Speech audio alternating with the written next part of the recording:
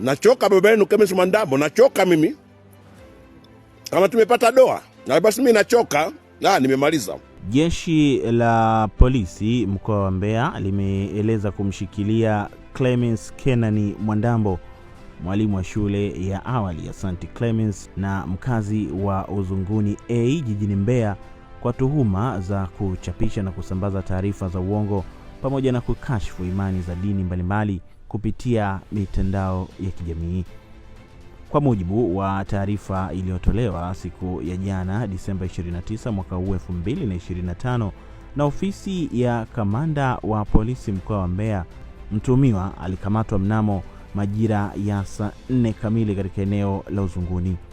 Kamanda wa polisi mkoa wa Mbeya SACP Benjamin Kuzaga ameeleza kuwa Mwandambo alikuwa akitumia akaunti zake za mitandao ya kijamii kusambaza ujumbe unaodaiwa kuwa wa upotoshaji na wenye kuchochea mgawanyiko wa kiimani nchini.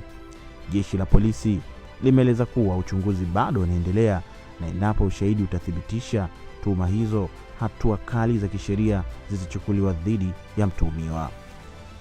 Hii si mara ya kwanza kwa mwalimu huyo maarufu mitandaoni kama ndugu Clemence Mwandambo kukamatwa na jeshi la polisi kwa tuhuma mbalimbali za kijinai ikiwemo kuchochea uvunjifu wa amani.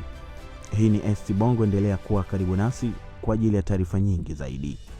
Na sitachoka hivi sasa.